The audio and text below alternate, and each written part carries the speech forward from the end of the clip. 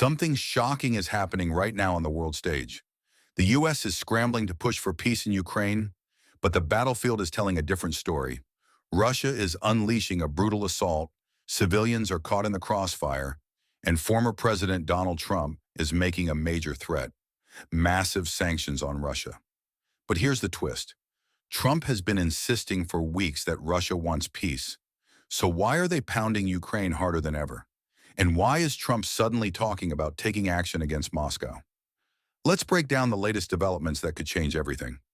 President Trump has now confirmed that top U.S. officials are preparing to meet with Ukrainian President Volodymyr Zelensky next week in Saudi Arabia to discuss a potential framework for peace.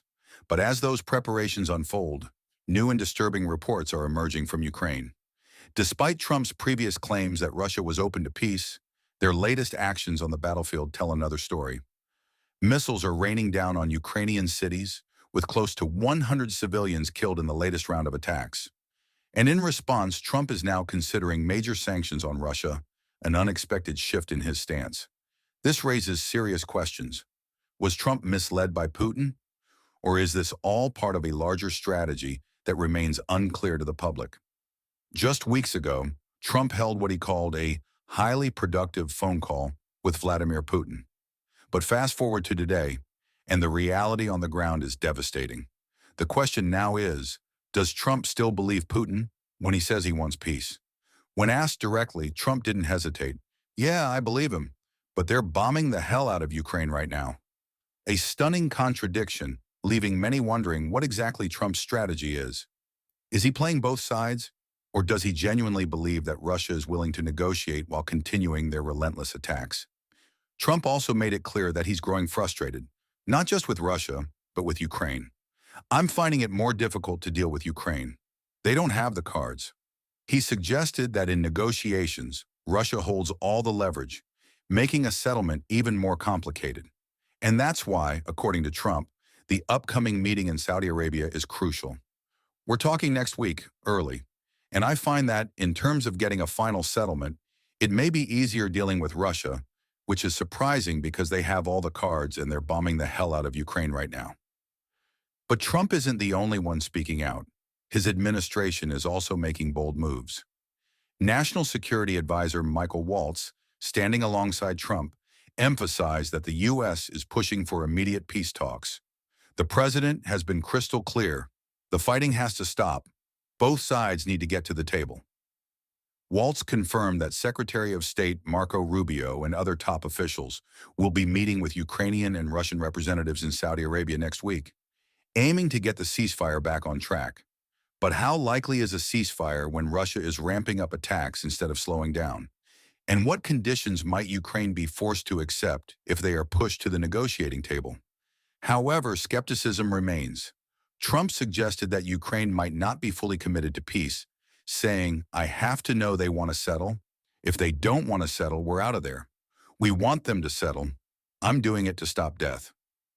He also made a dire warning. If this war doesn't end soon, it could spiral into something far worse: World War III.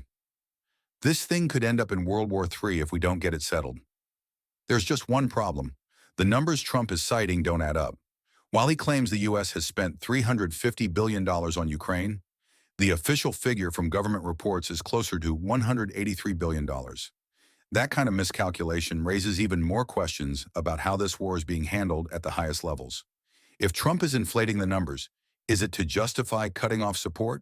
Or is he using this to pressure European allies into contributing more to Ukraine's defense? Meanwhile, in Kyiv, the response to Trump's comments is mixed. CNN's Nick Payton-Walsh reports that Ukrainian officials are watching closely, uncertain about Trump's real stance. The announcement of potential sanctions on Russia is encouraging to some, but Trump's own words also suggest a preference for working with Putin rather than standing firmly with Ukraine. The whiplash here, frankly, is disorienting, Walsh reports. One moment, Trump threatens harsh action against Russia, and the next he says dealing with Ukraine is more difficult than dealing with Putin. Is this inconsistency part of a negotiation tactic, or does it signal a deeper shift in U.S. foreign policy? And let's not forget the massive pause on U.S. military aid to Ukraine. For days now, Ukraine has been cut off from critical intelligence sharing and weapon supplies. That gap has only made things worse on the battlefield, leaving Ukrainian forces vulnerable as Russian attacks intensify. The timing of this aid freeze could not be worse, leading many to question whether it's a deliberate move to force Ukraine into negotiations or a sign of waning American commitment. On the ground, Ukrainian soldiers are facing overwhelming odds. Reports indicate that they are losing an average of 2,000 soldiers a week, an unsustainable rate in a prolonged conflict. Civilians, too, are paying the price, with infrastructure destroyed and entire communities displaced. The longer this war drags on, the harder it will be for Ukraine to recover, regardless of the outcome of peace talks. So, what happens next? The meeting in Saudi Arabia will be a turning point. Will the U.S. truly push for peace? Will Trump follow through with his threat of large-scale sanctions on Russia? And most importantly, will Ukraine be able to hold its ground as Russian forces escalate their attacks? One thing is clear. The stakes have never been higher, and the world is watching closely. The coming days will shape the future of Ukraine, U.S.-Russia relations, and the global balance of power. The question remains, are we heading toward peace or the next chapter of a devastating war? Stay tuned as we continue to break down this evolving crisis with the latest updates, expert analysis, and on-the-ground reporting. Make sure to subscribe so you don't miss a single development in this high-stakes geopolitical showdown.